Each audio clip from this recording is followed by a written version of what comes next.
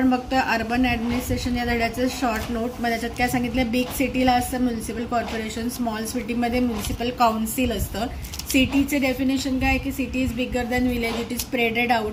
याच्यामध्ये crowded market, बस असतात, transportation crowded असतात आणि त्याच्यामध्ये फॅसिलिटीज मात्र भरपूर असतात, जसे इलेक्ट्रिसिटी, वॉटर त्यांना अवेलेबल असतं, जे विलेजेसमध्ये नसेल कदाचित.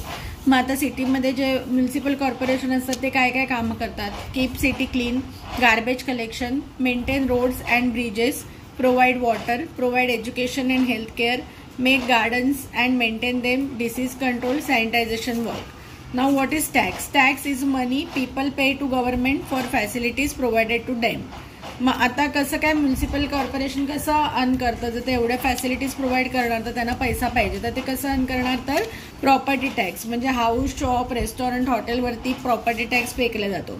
तर property tax constitute of total 25 to 30% of payment of municipal corporation. ह्याच्याशिवाय एंटरटेनमेंट टॅक्स असतो. आपण थिएटरमध्ये जातो, विवियाना मॉलमध्ये जाणार, आपण तिथे पिक्चर बघणार, तर त्याच्यासाठी एंटरटेनमेंट टॅक्स असतो. वॉटर आपल्याला प्रोव्हाइड होतो, त्याचा वॉटर टॅक्स भरायला लागतो.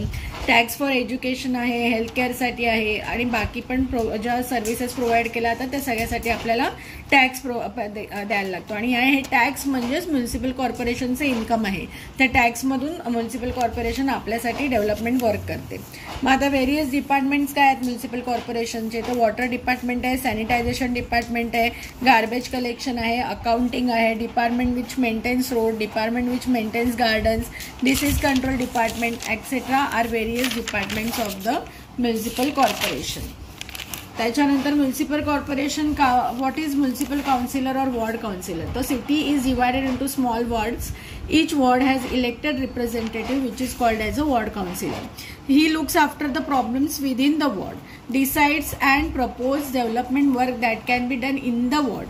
All councillors of city together form committee which decides the budget for the development work in various wards.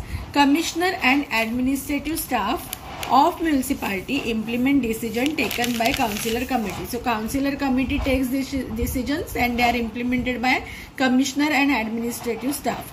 Commissioner and administrative staff are appointed by the government.